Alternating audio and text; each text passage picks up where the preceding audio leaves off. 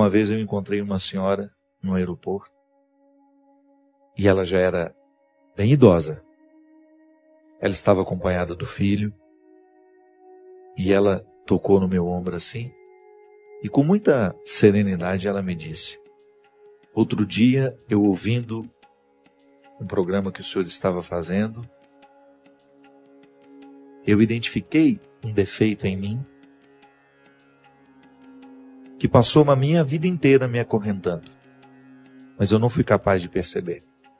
Aos 92 anos, que é a idade que eu tenho hoje, ela me disse, eu pude perceber o quanto eu fui prisioneira desse defeito. Eu não sei quanto tempo me resta, Padre Fábio, mas eu sei que naquele dia, a reflexão que o senhor fazia iluminou a minha consciência de um jeito que é como se eu tivesse arrancado ele com a mão. E eu não me permiti mais viver conforme as regras daquele defeito. Sabe quando você percebe que você participou do processo do outro? Quantas vezes eu me percebo vivendo sobre as regras dos meus defeitos? Porque quando eu passo a viver sobre as regras das minhas qualidades, eu fico mais leve para o outro, eu fico mais feliz, eu fico naturalmente mais interessante. O primeiro movimento que nós vivemos da conversão é a satisfação de ser quem a gente é. Que às vezes a gente fica pensando que a nossa conversão é para agradar a Deus, para. Deus fica feliz à medida que nós estamos. Então quando eu quero corrigir um defeito meu, e para isso a igreja nos ensina a dinâmica dos sacrifícios, né? Porque um ser humano que vive adaptado aos seus defeitos, um ser humano que vive sob as regras dos seus defeitos, ele é insuportável. Ele é difícil no trabalho, ele é difícil dentro da família, ele é difícil nas relações amorosas que ele vai viver. Por quê? Porque ele é um porco espinho, né? Está sempre pronto para jogar os seus espinhos nos outros. Ele fica difícil para ele mesmo. Pode observar, pessoas muito difíceis são difíceis antes para elas. Antes de serem insuportáveis aos outros, elas são insuportáveis a elas mesmas. Por isso que elas têm tanta dificuldade de lidar, de estar com os outros, de serem instrumentais de coisas boas, né? Então se eu não quebro as regras dos meus defeitos, se eu não me incomodo para deixar de estar adaptado a eles, aos meus vícios, se eu não faço esse movimento, eu vou me tornando uma pessoa insuportável. E isso é muito interessante, porque isso deve ser para nós um termômetro de conversão. Eu sou suportável? Porque às vezes as pessoas elas se esquecem de permitirem que Deus transforme o coração delas. Às vezes transforma só o aspecto exterior. Mas e o coração? Que é esse que me faz ser diante do outro. Eu particularmente costumo dizer que nós cristãos somos os grandes responsáveis pelo ateísmo no mundo. Pela nossa falta de testemunho. Às vezes nós temos anos e anos e anos de pertença religiosa, 20 anos de padre, 30 anos de bispo, e somos insuportáveis. Somos deselegantes, somos grosseiros. Eu não sei onde é que Deus está nessa história. Se o processo de Deus na nossa vida é justamente amansar o nosso coração, é fazer-nos quebrar as regras dos defeitos, é a gente deixar de estar adaptados ao mal. Se eu me torno uma pessoa instável aos outros, eu preciso sim rever o quanto de Deus já aconteceu em mim. Que conversão é essa que não me torna uma pessoa mais leve para os outros? É o primeiro sinal, minha gente, de quem se diz religioso.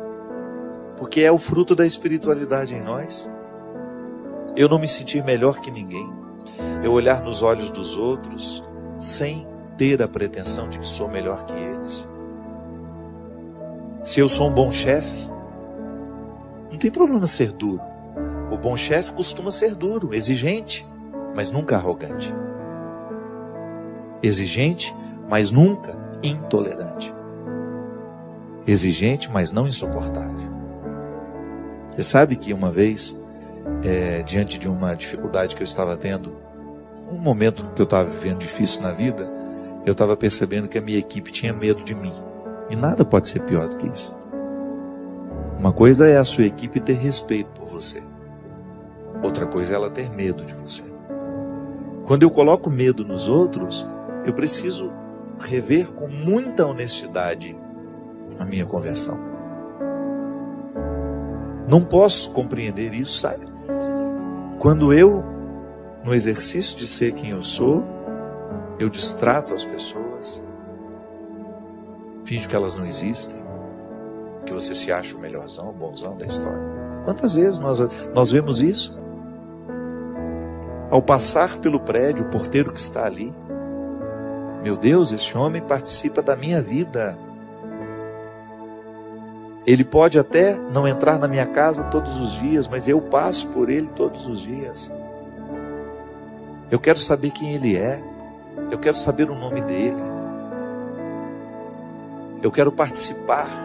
Eu quero estabelecer com ele a partir daquele momento pequeno que nós temos.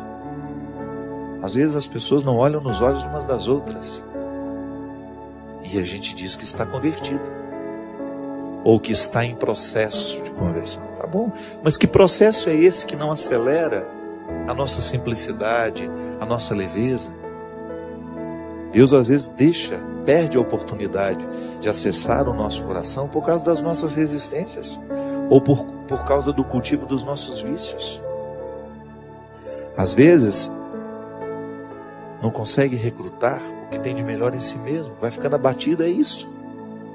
Todos nós, se não cuidarmos, nós vamos perdendo o referencial da realidade, do que de fato nós precisamos fazer. Para quê? Fazer para alcançar o melhor de nós. Eu quebrar as regras dos defeitos, para eu começar a viver sobre as regras das virtudes. Eu ter a sensibilidade, a simplicidade de identificar os meus excessos, aquilo que me torna uma pessoa difícil, e começar a trabalhar. Quanto mais cedo eu começo a trabalhar isso, maior é o benefício. Porque é bom a gente viver a conversão. A gente fica mais agradável, a gente fica mais feliz. E esse é o primeiro benefício da conversão. Eu quero mudar aquilo que em mim é insuportável. Para mim e para os outros. Primeiro, porque eu mereço essa transformação. Segundo, porque os outros merecem. E eu estando na dinâmica deste merecimento, os outros também estando, Deus está. Porque Deus se alegra muito quando um filho reconhece o que nele ainda é empecilho para a sua realização. Deus se alegra profundamente toda vez que nós fazemos um movimento de cura, de restauração, de mudança de hábitos.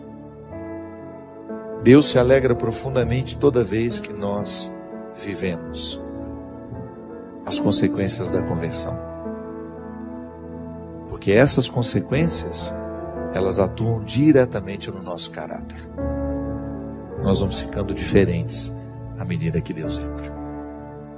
Santo Agostinho dizia que até para a gente se sentir arrependido, nós já precisamos estar sob o influxo da graça.